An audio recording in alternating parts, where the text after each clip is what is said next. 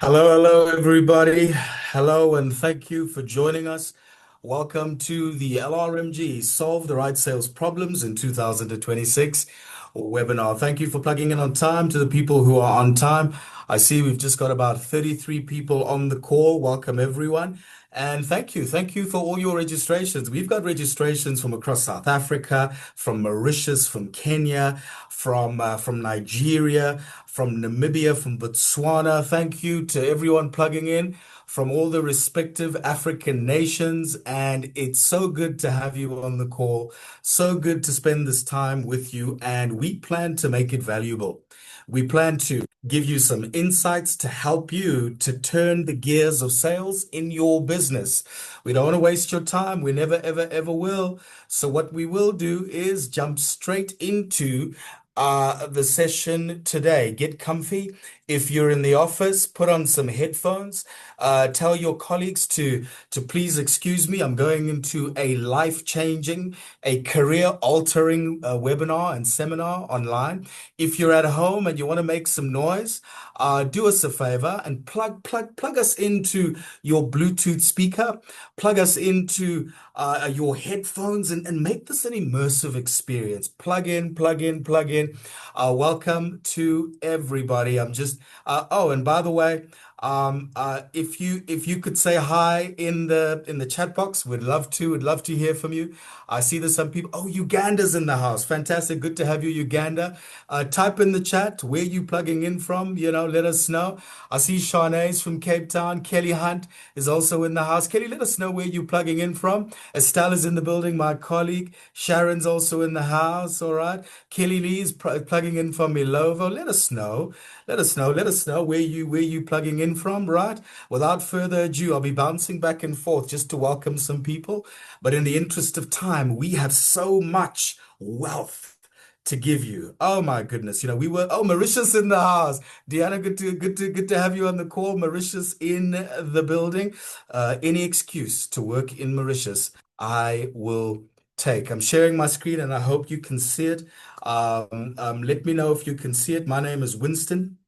I will be your host for this particular seminar. We'll see if my colleague Mike can join. He's had some technical difficulties. Let's see if we can overcome them. But I spend every single day of my life on the front line of what I like to call competitive combat, helping organizations to turn the needle of sales.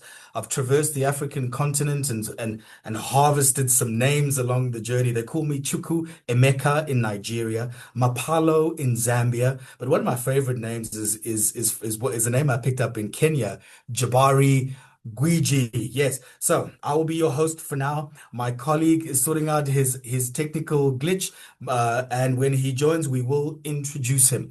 Bit of a disclaimer. Today we have organizations from a B2B space as well as a B2C space, and we will be traversing both spaces. Okay, so work with me, work with me. We'll try to give you examples that are relevant for both B2B as well as B2C. Now, you may be wondering and asking yourself, well, how did we discover the top sales problems that organizations are facing? How did this happen? Well, this is how we arrived at it. We arrived at it in the marketplace on the front line of helping organizations outcompete their rivals. And over the last couple of years, we've had the privilege of traversing hundreds of organizations, thousands of sales teams with literally trillions of rands and dollars of targets in terms of revenue. As we've navigated these corridors of power, we've done a lot of engaging, but we've also done a hell of a lot of learning. And that's where these sales problems have emanated from. So let's talk about the 7 sales problems we will be tackling on the call here today. Number 1, the inability to articulate and land a differentiated value proposition. Number 2, the inability to connect and quantify how a solution achieves and impacts a customer's imperatives, a business's needs, a business strategy, their current priorities and pain points. Number 3, the struggle and the problem that we've picked up is organizations are really struggling to maintain momentum in their sales pipelines. and align their sales process to the buyer journey. Number four, challenges with building trust, especially with multiple personas, very prevalent in the B2B world. Number five, challenges with developing a sales culture in the organization, especially within the management layer. Number six, this one is pervasive, the inability to leverage AI to get more of the right conversations. And number seven, right, is sales professionals not thinking strategically, not selling strategically, and an environment wrought with presenters and persuaders. So, ladies and gentlemen, we have a feast for you today. We're going to start off by talking about this thing called the strategic thinking sales professional. This is what we know. This is what we've picked up. Ladies and gentlemen, the strategic thinking sales professional can solve all of these sales problems. They do it naturally. They do it instinctively. This is what we've learned. There are three levels of sales professionals. Level one are presenters, product-centric presenters, memorize features of the product. They can't wait to present. This is the talking brochure type of sales professional. Some schools of thought call these the show up and throw up sales professional. The next level, level two, is the persuader. The persuader is a sales professional archetype that understands and articulates the features, but can make a dot connect to the benefits and the outputs which people and organizations are driving for. Now, it's a decent place to be. A lot of sales professionals that are here can make a decent living. A lot of sales professionals in this space, well, can actually build a decent career. But ladies and gentlemen, there is another level. And the highest level of sales professionals is what we call a level three sales professional. This is a strategic thinking sales professional. They understand the business or their customer's strategy. They understand where the customer is, where the customer wants to go, and they can fill the delta between those 2 points. That's a strategic thinking sales professional. Mike, good to have you on the call. I see you've managed to Morning, Ren. Good morning, team.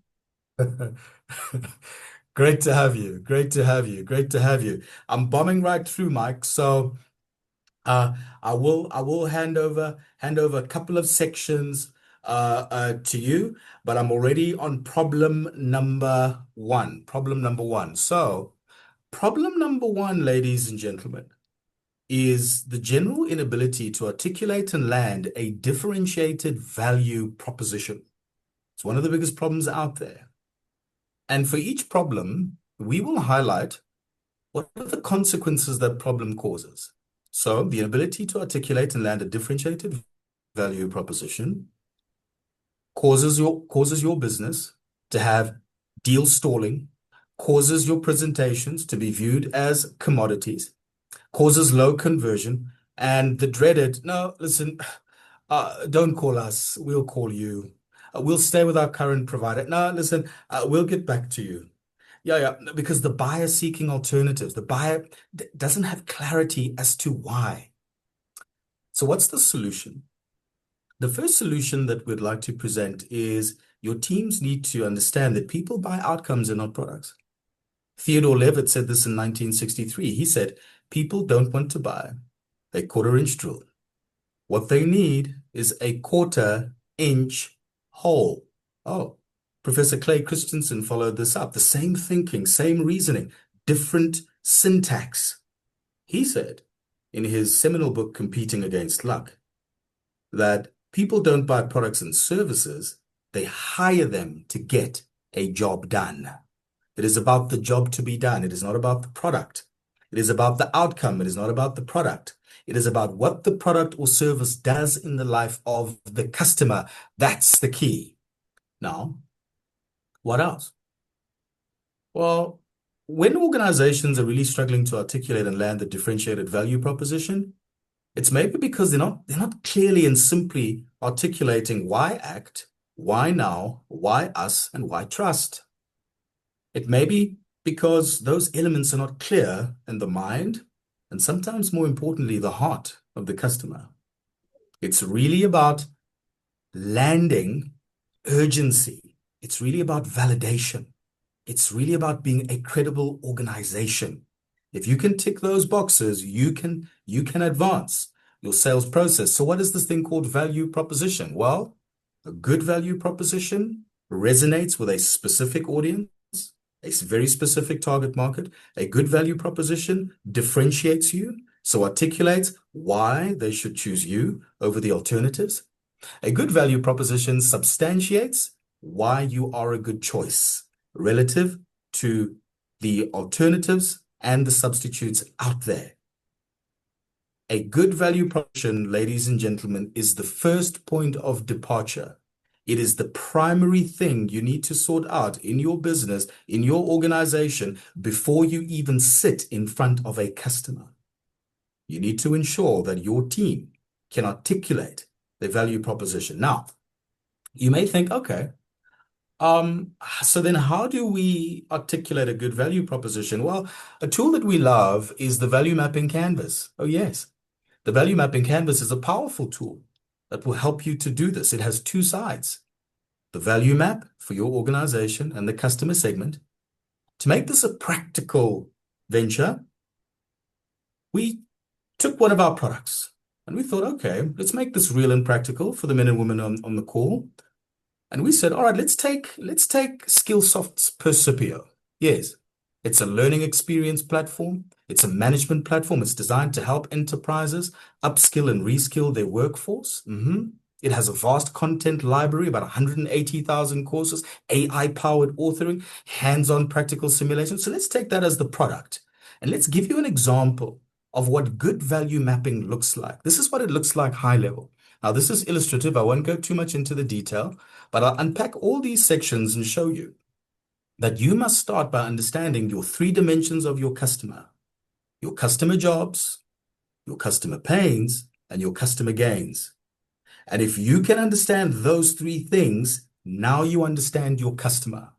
The most important thing is to really understand your customer pains. Those are the problems that you need to fall in love with. Once you've articulated those three dimensions, you then go across to you as an organization and start with the pain relievers. Articulate how your organization relieves the pain, your gain creators and your services. Now that you have this expression and articulation, now you are in a position to articulate a value proposition. Stick with us to the end. We'll show you some AI tools of how to do this, and we have a demonstration planned for you. So after we did this exercise for mapping Skillsoft Percipio, we put this into an AI tool. Oh yes, if you are not leveraging AI in sales today, you're simply working far too hard. So let's take a look at the value proposition that emerged. It says, for HR leaders and business leaders in medium and large enterprises who need to build critical skills at scale, ensure compliance, and clearly demonstrate learning impact, Percipio by Skillsoft provides a single integrated learning platform that enables anytime, anywhere learning, tracks skills and capability growth, reduces training costs and complexity, and turns learning data into measurable business outcomes. This is an example of a robust value proposition articulation. It is the first point of departure when going into business. Now, Mike, I'm going to hand over to you now to talk about the next problem number 2.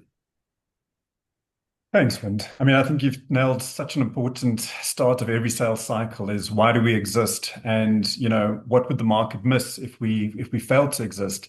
And I think that's so important is the ability to articulate the value proposition, but not just articulate the value proposition, is to get the market excited around what it is that we can positively impact. So when it comes to return on investment, when it comes to a business case, it is so critically important that we can uncover exactly what we're going to positively shift. Otherwise, we're not going to get the market excited around what it is that we do. If we don't get the market excited, then they're going to look at us as a cost. And if they treat you as a cost, if they see you as a cost, they're going to treat you as a cost. Thanks, Wins.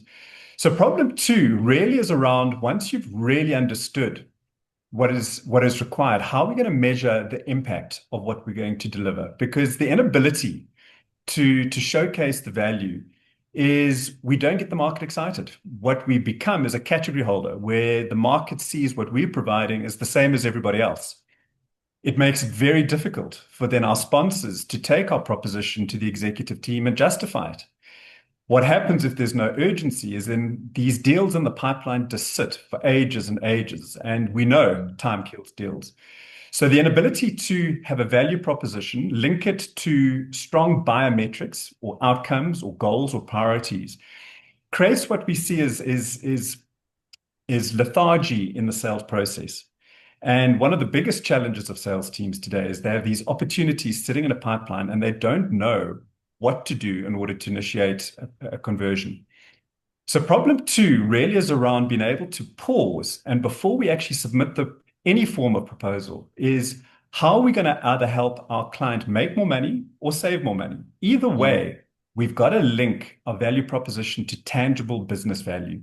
Otherwise, these opportunities that we propose just sit in the pipeline.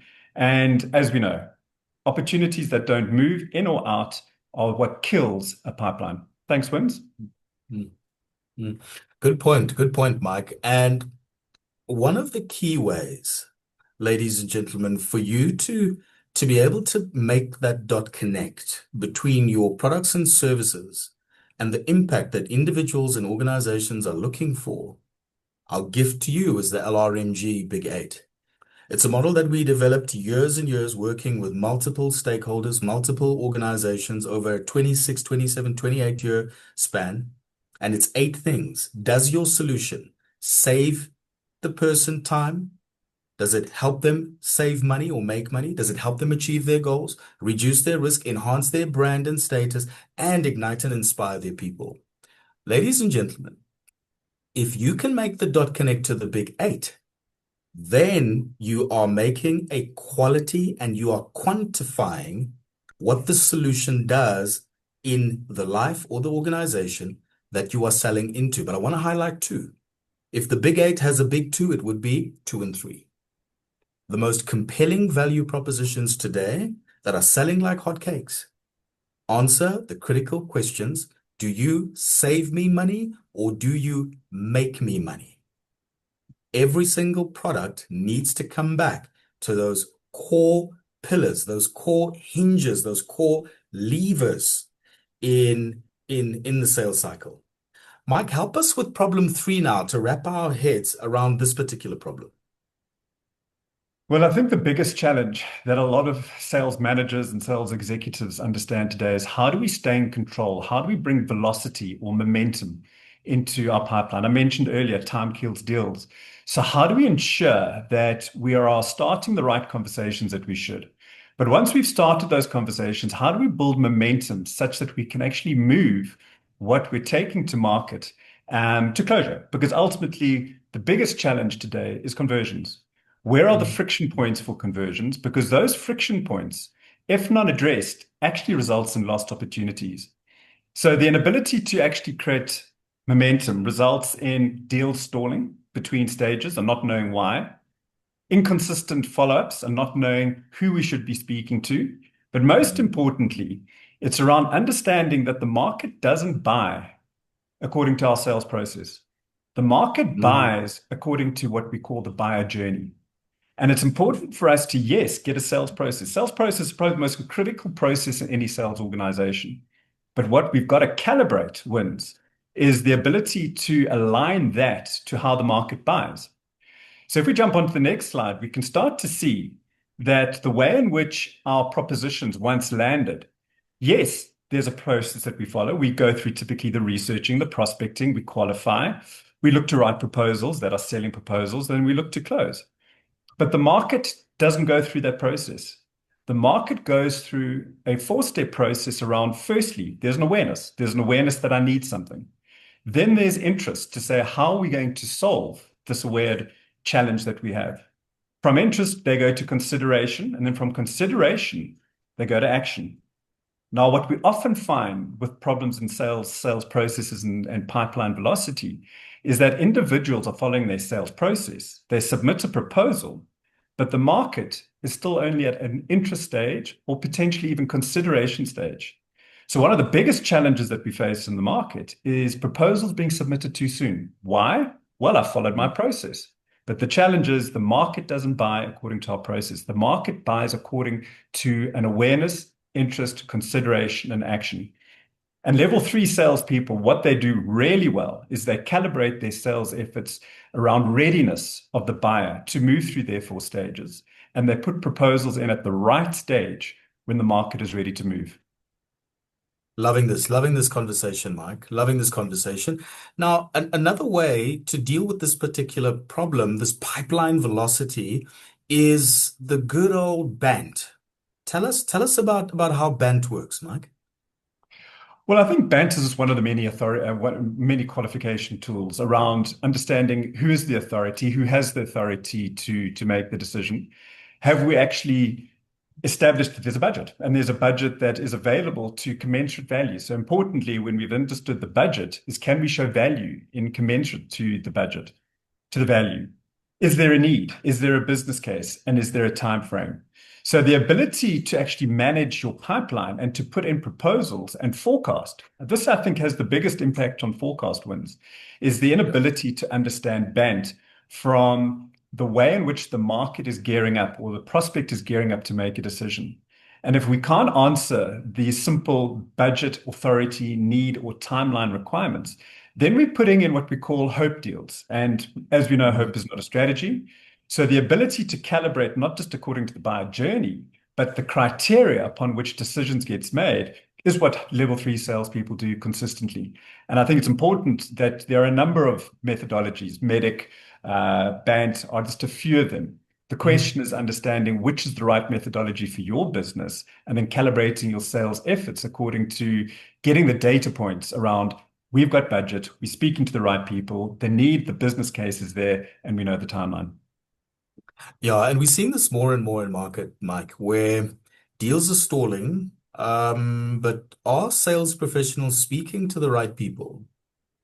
Deals are stalling. Have they ascertained whether that proposal was to get a pricing for example, a work skills plan for next year or right now? So you haven't got timelines.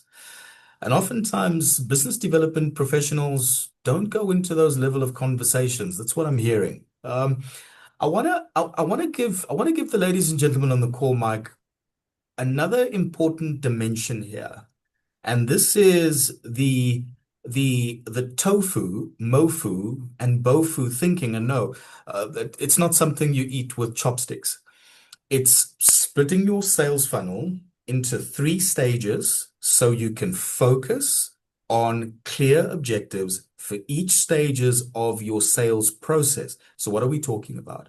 At the top of your funnel, you're about awareness, you're about generating interest, you're about creating meetings, creating appointments, building a mass market knowledge of your existence and the problems that you solve.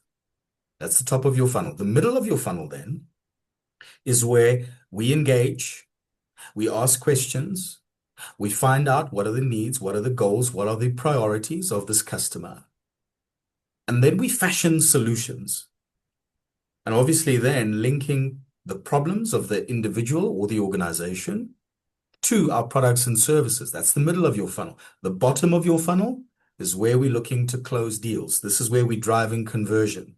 This is where we need to find out what does it take to get this proposal across the line? What does it take to get the signature on the paper? What does it take to get the POs from the organizations that we're selling to?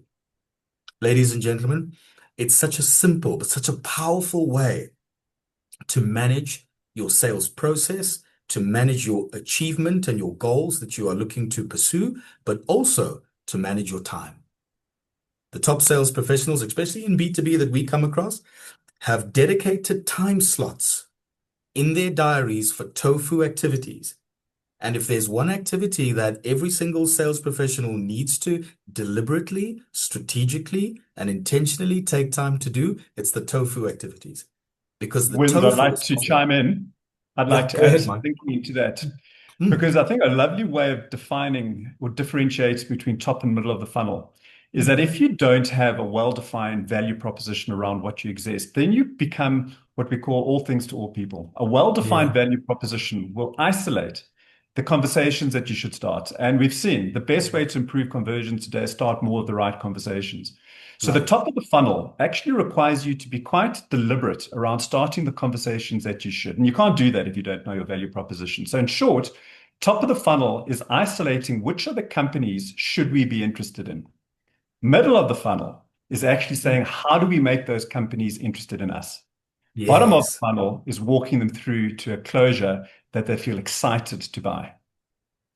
Enjoying this conversation. Ladies and gentlemen, if you joined out after the introduction, welcome to Solving the Top Sales Problems of 2026. You're on the call with Mike and Winston from LRMG. We are now going into problem number four. Problem number four. Now, Mike, help us with this one. This problem is the challenge in building trust, especially Hmm. with multiple personas. Unpack this one for us, please, Mike. Yeah, I mean, this is a big one. This actually talks to identity. So many sales teams today understand that trust is built through relationships. And yes, absolutely, trust is built through relationships. It's the currency of success today, is can you build trust? But trust gets built in a number of ways. Trust gets built in can I deliver on my promises over time? Trust can be built in can I challenge your thinking? One of the Mm. challenges of a relationship builder is that they can be too agreeable. In other words, they don't bring insight, they don't bring benchmarking, they don't bring subject matter expertise of experiences that we've done. So trust is important insofar as how can you build trust? And what is the importance of building trust against a decision-making forum that can straddle from the executive team right the way down to your sponsor? So the importance of understanding trust is that trust can be defined as an equation, Wins. And if we can codify trust in terms of an equation, there's a numerator and there's a denominator, then we can start to understand what are the habits that actually go into formulating trust. So identity, I mentioned, is a function of the habits. Your habits cast votes for the identity that you're looking to create. And if you're looking to create a trusted advisor identity, look no further than the habits that you establish every single day. Good habits makes time your ally, bad habits makes time your enemy. And the same goes true to developing a trusted advisor relationship. So what we've seen over the last couple of years, if we look at how trust can get codified in our high-performing level three sales professionals, it's all around what habits have you created that builds credibility, clarity, thought leadership? Have you started and committed to delivering on your promises over time? Do you pause? Do you ask good questions? Do you frame problem statements in the company's language that you're dealing with? If you promise to meet promises, do you meet your promises? How responsive are you? Do you create connection? Are you vulnerable? Do you ask good questions?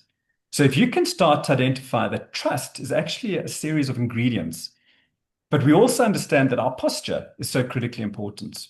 And if I Mm. believe that you're coming into my business to understand my business, to wrestle with some thinking, to bring new thinking, to challenge my thinking, to ideate around what value can look like, and I get a sense that you are deeply invested to getting to value, I'm going to trust you.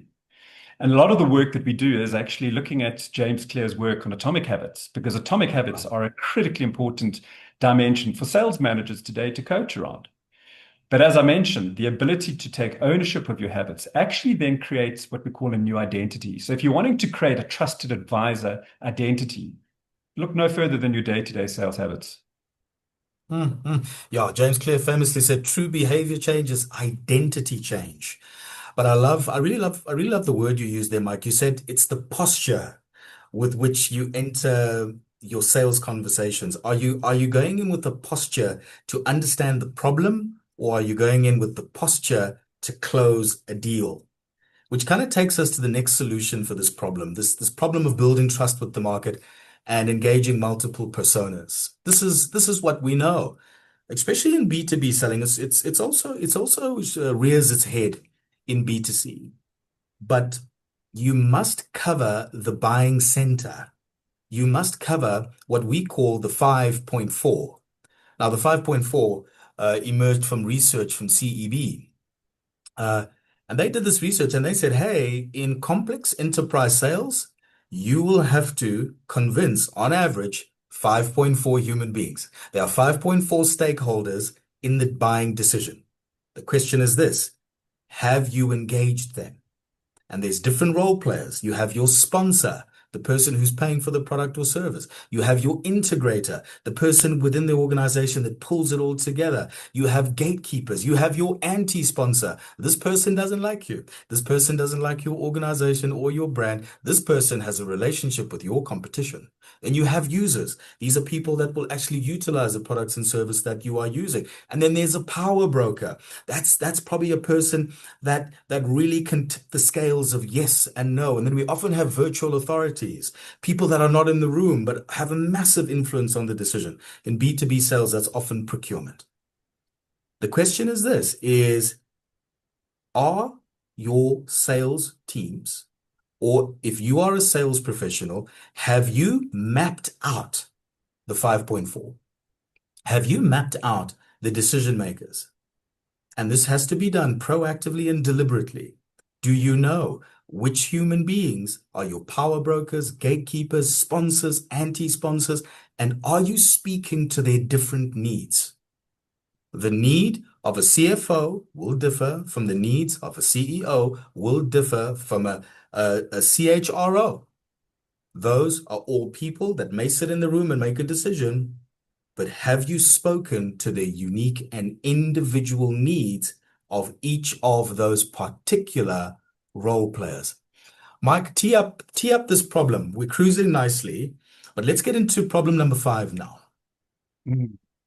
Winston, I think this is arguably one of the biggest challenges in sales teams today.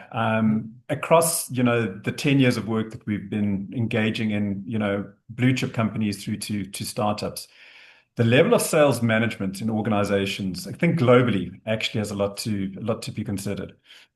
Because the layer of sales management today is arguably, in my view, the most important layer in any business today. They are the conduit between the execution of strategy, the identification of how we're going to cascade strategy, and then how we hold our teams accountable to the execution of strategy.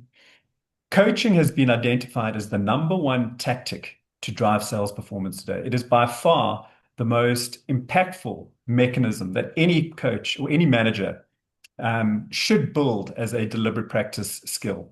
Because the importance of coaching is not, or management is not to administer.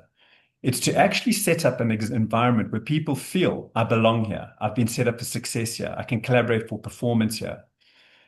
I belong here. And I think the Yeah. importance and the invitation for coaching is, do you have a framework and can you coach in the flow of work? Because often we look at these coaching methodologies, and there are a lot of coaching methodologies, and they're good. The question Mhm. is, how do you integrate your coaching methodology in the world of work such that there's a beautiful overlay between learning, coaching, and performance? Because the inability to do so results in the lack of feedback, the inability to identify learning opportunities, and the ability to build what we call self-belief. Self-belief in your sales teams today is the number one currency or predictor of future performance. Coaching in the flow of work is the number one invitation as a future fit skill to develop in all organizations. So, what we've actually developed over the last couple of years is an identification of what we call the deliberate practice coaching model. Mm. And this actually comes from a bit of work done by a chap by the name of Ericsson. And if you recall, any of you that have understood any of Malcolm Gladwell's work, Malcolm Gladwell coined the phrase 10,000 hours about 20 years ago, which said that you need roughly 10 years to master any skill. And what Ericsson said was actually that's not true. If you get deliberate, you can master anything through what we call a deliberate practice coaching model. And the way it works is that you've got to identify how people learn, how people perform, and how people receive feedback. Because if you understand that individuals get ignited by and motivated by a goal, stretch goals are what is defining performance today. Stretch but not snap is key. But in order to identify how we're going to achieve that goal, we've got to look at how do we create a performance enabling environment. That could be your strategy, could be your process, could be your methodology, could be your product knowledge. What you then want to identify is, what are the game specific skill sets I need to execute on those goals? Chunk those goals into clear measures and clear achievable activities. go into the market, practice it because it's something that needs to be developed as a muscle. You then need to receive expert coaching in the flow to get that feedback, to continue to struggle, to adapt, reset, and improve and repeat. And if you can get that flow going in your sales meetings, in your market joint calls, sitting in a car on the way back from a meeting, really getting feedback immediately in the flow of work, you're going to start to create a feedback loop. And that feedback loop is what motivates and drives performance in the flow of work. It's not around an offsite meeting, let's have a one-on-one. Those structured meetings are valuable, but the ability to give feedback and coach in the flow of work is the difference. And we're seeing that individuals and managers that are developing this deliberate practice capability and honing it through day-to-day habit formulation are starting to get breakthrough value from poor performers. I love it. I love it, Mike. And I love the rinse and repeat in the flow of work aspect of the deliberate practice model. I think it's one of the most powerful coaching models out there because it's practical, it's based on repetition, and I believe repetition is the mother of learning. So we need to put layers of repetition, we need to put layers of excellence over anything to improve, because that's where improvement really comes from. Really appreciate you giving us the high level there. Now, I wanna get into something that I know a lot of people were waiting for. The the AI conversation. As career sales professionals, we're watching AI take over the world. We're watching roles be transformed from AI. And we come across so many sales teams that say, hey, how do we get a piece of the action? How do we leverage these tools to to help us achieve our sales goals? And one of the most important sales goals, one of the problems that we find is organizations really not leveraging AI to initiate more of the right conversations. Now, what are some of the consequences? Well, ladies and gentlemen, well, this results in poor top of funnel activity, poor tofu, poor targeting, generic outcomes, missed opportunities in the market, and a heavy reliance on inbound referrals, a heavy reliance on marketing activities. What are we talking about? Waiting for the phone to ring. So you may be asking, okay, I'm hearing you, Vince, I'm hearing you, Mike. How do I fix this?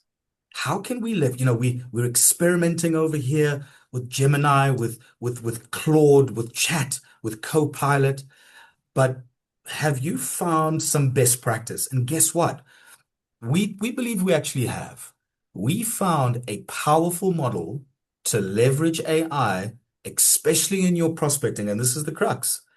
I was in a I was in a coaching session yesterday with the largest insurer in South Africa. You can Google it.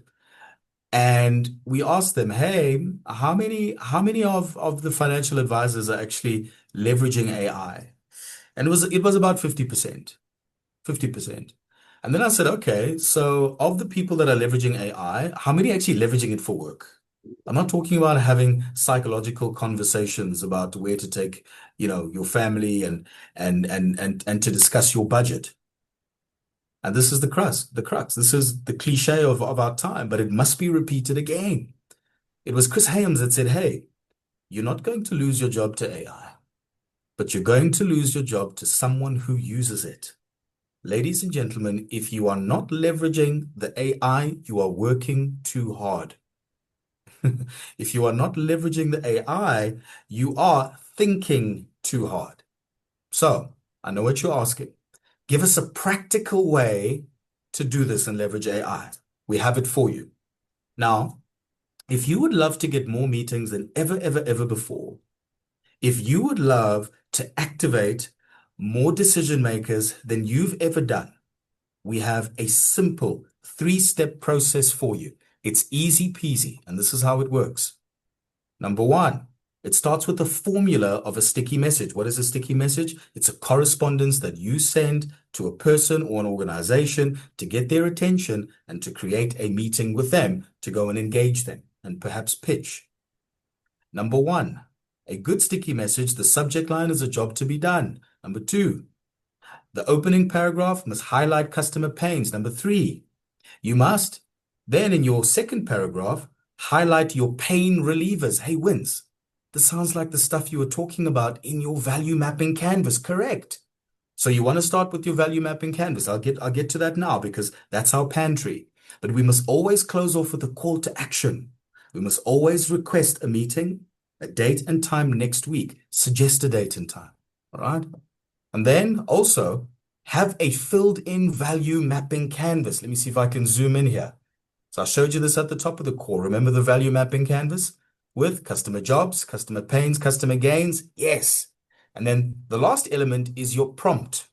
You want to have a good prompt, a prompt that is on point, a prompt that highlights your role, that gives context, a prompt that speaks to the strategy of a specific organization. That's specific. Now, demonstration time. We want to do this practically for you. Okay. So I'm going to do this as a live demonstration for you. Please pay attention. It's as easy as this. I'm taking a screenshot now of the uh, anatomy of a good sticky message, right? Stick with me, colleagues. I'm going into Copilot. Okay. I'm pasting that formula into Copilot, right? Don't miss this. Don't miss this. I'm going back, right, to my presentation. Stick with me. I'm going to the filled value mapping canvas for Percipio. So it's filled. We've articulated jobs, pains, and gains. We've articulated our pain relievers and gain creators. I'm taking another screenshot of the value mapping canvas. I'm jumping back to Copilot. Stick with me. Don't miss this. Don't miss this. I've pasted those two artifacts right in there. Okay. I've pasted those two artifacts. What do I need next? I need a prompt. I'm going to come out of presentation mode. Right? Stick with me. Stick with me. It's going to be good in a second. Okay. I'm grabbing my prompt now. The prompt is important. I'm going back to Copilot. I'm pasting it in the prompt taskbar, right? What's the prompt? And this is important because we have to get the prompt engineering right. I'm saying, please create a sticky message for me to request a meeting with the Group Learning and Development Manager at ShopRite Checkers using the attached reference data, the sticky message format, and the filled value mapping canvas. Now, include any insights around the talent and skills development strategy. That's important. Okay, because we want to tie this engagement to their strategy, the current priorities of the business relative to skills development, right? Now, format, please give me two short paragraphs, then a third with a call to action. I am live in Copilot as we speak. Okay, so Copilot is thinking, it's already spat out a possible answer. This is the sticky message. Let's check out the sticky message and let's see if it works. So, the subject line, did it use the rule of job to be done? Yes, it did. It says, driving measurable skills capability at scale across store and digital operations. All right, okay. Now, the opening line, agitate the pain. That's the formula for the sticky message. Retailers like ShopRite Checkers are under increasing pressure to accelerate frontline productivity while stimulating building digital leadership and operational capability across a highly distributed workforce. The challenge we consistently see is fragmented learning experiences, limited visibility of skills gaps at scale, and difficulty embedding learning into the flow of work, particularly in high turnover, high pressure store environments where time away from the floor is costly. So it's agitated the pain. It did an excellent job. Now, it's giving a pain reliever. We're helping large, complex organizations solve this by centralizing skills intelligence, aligning learning to role-based capability needs, and enabling always-on, mobile-first learning development journeys that drive measurable business outcomes, whether that's faster onboarding, improved compliance, stronger leadership pipelines, or better customer experience. Our approach combines data-driven skills insights, curated global content, and structured learning pathways while giving you clear reporting on impact, ROI, and workforce readiness. We can make it more succinct, which I will do. Right? Would you be open to a 30-minute meeting to discuss next week? All right. This could support your talent and development strategy. I'm available there and there. Now, sometimes it gives you a bit of a long-winded answer, right? And then I'm typing live. Okay. Please make it shorter, right? Boom, simple as that, simple as that, simple as that. Let's see what Copilot is going to do. So now it's making it a lot more brief. Let's see. Accelerating skills capability at scale across ShopRite. Many retailers are struggling to upscale, right? We help organizations centralize intelligence. Would you be open to a quick 30-minute meeting? Ladies and gentlemen, this is the power of leveraging AI to open up more opportunities. But there's a couple of important nuances that I want to highlight, right? I highlighted the name of a specific decision maker, LND. I've highlighted the organization. I've copied the value proposition canvas and the anatomy of a sticky message. I've asked it to include any insights around their talent and skill strategy, as well as priorities for their specific business. Ladies and gentlemen, we are pretty much done, and I think we made good time, Mike. I think we have. We've got about 8 minutes left. I would love for us to invite any questions in the chat, any comments, any reflections. Let us know what stood out for you. Let us know what resonated for you. Any reflections on the AI tools, Mike, from your side? Yeah, I look at it's a game changer. I mean, I think the power and the quality of what you feed any of the AI tools is where the insights and the intelligence come. And I think, the importance of being able to resonate with the markets, failure to resonate with the markets, they're going to sense that there's no need for what you have to say. So the importance of differentiating, substantiating, and resonating is the quality that you put into an AI tool. And I think that is where the thinking resides, is, what are we solving? What is your business solving in the market? What are you doing that the rest of your competitors in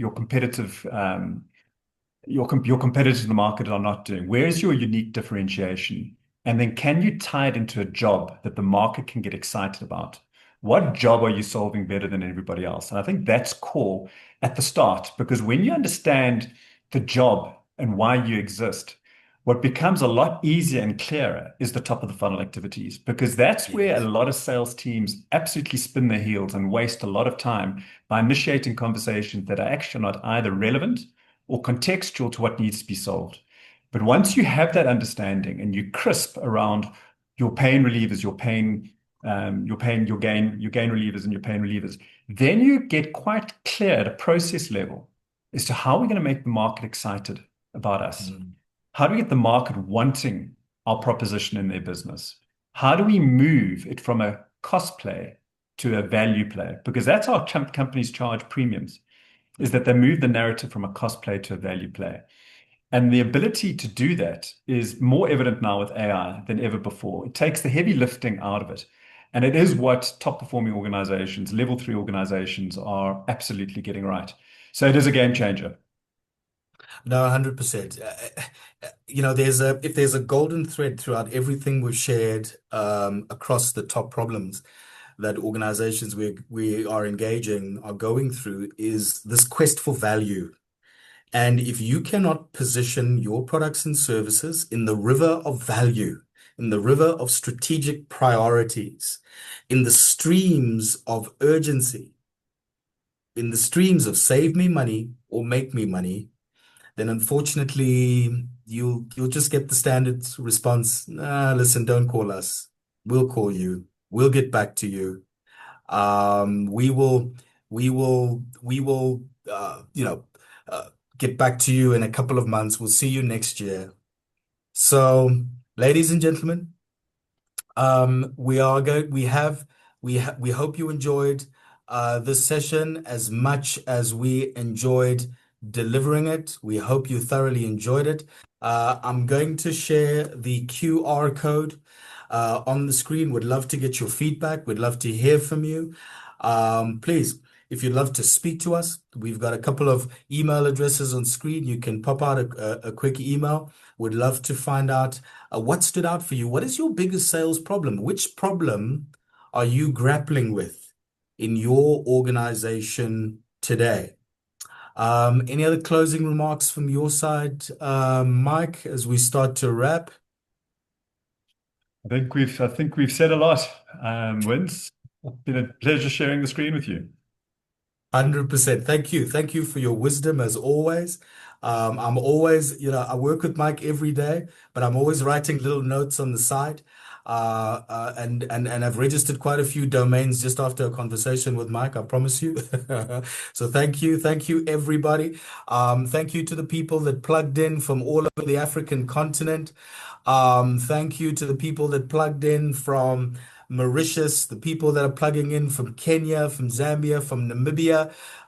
Congratulations to Ghana for making it to the next stage of the FIFA World Cup, and also congratulations to South Africa for making it to the next stage of the FIFA World Cup. Some of us Patriots were up at 3 a.m. this morning to support the teams in this feast of football that we are enjoying.